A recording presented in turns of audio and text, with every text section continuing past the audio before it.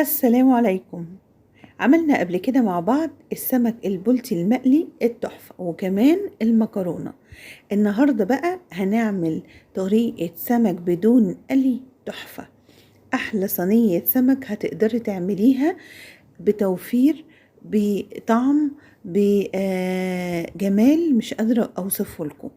بجد هتعجبكم جدا. أنا شيرين ودي قناتي حلو وحادق مع شيرين. لو عجبتكم الوصفة اوعوا تنسوني في اللايك والشير وسبسكرايب للقناة، ويلا بينا نبدأ. احنا معانا زي ما انتم شايفين معانا سمك بلطي طبعا متنضف كويس جدا، معانا فلفل الوان، معانا بطاطس، معانا بصل، معانا طماطم متقطعة سلايس، ومعانا ملح وفلفل وكمون وكزبرة وكمان توم. هنجيب الكبة بتاعتنا زي ما انتوا شايفين كده، وهننزل بالثوم وكمان الفلفل الالوان. عايزة فلفل سبايسي عادي براحتك جدا. التوابل بتاعتنا زي ما احنا قلنا كمون وشطة وكزبرة ناشفة وملح. ولو عايزة تضيفي بهارات سمك براحتك جدا، بس انا بكتفي بالكمون والشطة والكزبرة الناشفة ومعاهم الملح. المطلوب ان احنا نفرم الخلطة بتاعتنا دي كويس جدا. الخلطة دي اعتمديها حرفيا في كل انواع السمك اللي انت ممكن تعمليه، مقلي، في صينية، كسبرية، اي نوع من انواع السمك. الخلطة دي معاكي رسمي نظمي فهمي زي ما بيقولوا، لازم تبقى بالشكل اللي انتوا شايفينه ده. طبعا خلطة حلوة جدا. في ناس بتضيف بصل، بس انا يعني في بعض الاحيان بضيفه بصراحة وبعض الاحيان لا. هننزل بقى بمعلقة خل كده على الخلطة بتاعتنا دي بعد ما فرمناها، وكمان هننزل بمعلقة زيت. لازم نظبط الخلطة بتاعتنا دي كويس جدا.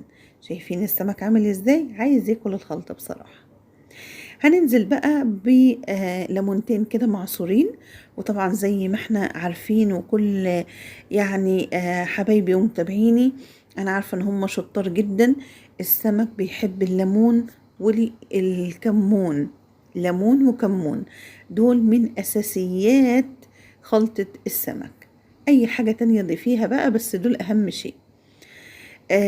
زي ما انتم شايفين خلصنا الخلطة بتاعتنا. هنبتدي بقى نحشي السمك. طبعا زي ما انتم شايفين السمك متنضف متظبط كويس جدا. انا مخصصة فرشة كده اسنان جديدة مخلياها للسمك عشان اقدر اوصل لكل جزء فيه السلسلة بتاعت السمكية من جوه.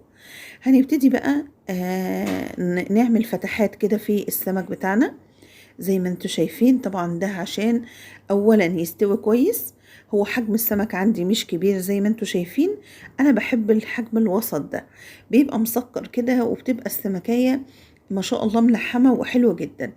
ببتدي ان انا اعمل فتحات في السمكة من ناحيتين عشان ادخل فيها الحشوة، واللحم بتاع السمك يبتدي ان هو ياخد من التتبيلة ويبقى طعمه لذيذ جدا.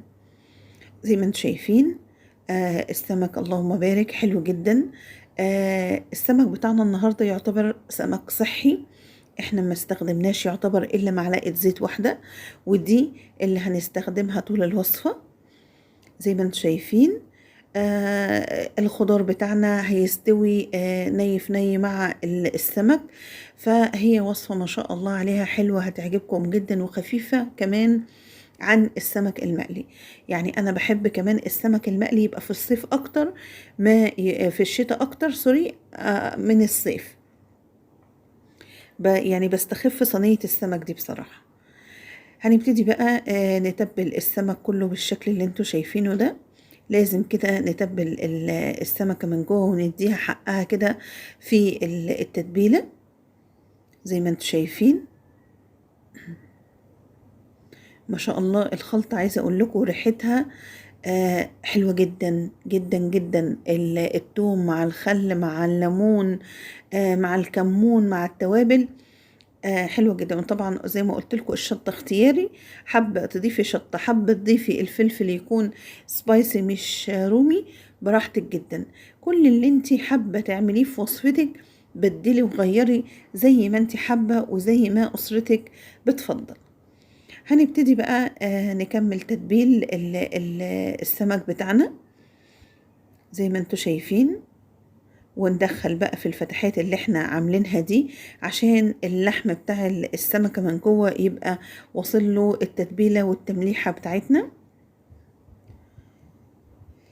كده بقى احنا ظبطنا كل حاجة وحطينا الخضار بتاعنا، وللأسف المقطع ده اتحذف لأن أنا الخضار ده حطيت عليه معلقة من التتبيلة، وزودت توابل، وكمان حطيت صلصة عليها معلقة زيت، ودهنت السمك كده، وهندخله الفرن بالظبط 45 دقيقة، وظهر معايا بالشكل ده. روعة يا جماعة. عايزة اقول لكم ريحته في الفرن كانت حكاية. شايفين الصوص اللي نزله السمك على الخضار؟ مش قادرة اقول لكم، البطاطس دايبة دوب، بجد حلو جدا جدا. معلقة الخلطة اللي حطيتها على الخضار دي ودت الخضار في سكة تانية وفي حتة تانية خالص، بجد روعة. تعالوا بقى نغرف كده، تعالوا نغرف كده قطعة من السمك ونوريها لكم بالشكل اللي انتوا شايفينه ده. ما شاء الله اللهم بارك، حاجة كده جميلة.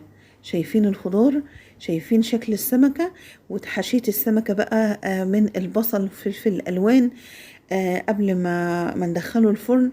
كان اللهم بارك طعمه حكاية. عايزة أعرف رأيكم في الكومنتات على الوصفة دي، جربيها وقولي لي رأيك. بجد وصفة سهلة صحية جميلة جدا، ما استهلكناش زيت، ما قليناش وما طشطشناش وما عملناش أي حاجة. كل اللي قدمناه جنبه سلطة خضراء ورز. ممكن تعملي رز صيادية، أنا بحب الرز الأحمر ده جنب السمك، حلو جدا. وعملته معاكم قبل كده في وصفات السمك، هسيب لكم اللينكات في صندوق الوصف. اللي حابب يشوف الخلطة ويشوف التركة بتاعت الرز بتاعنا يتفضل، اللينك هيبقى موجود في صندوق الوصف. بجد وصفة جميلة وسهلة جدا.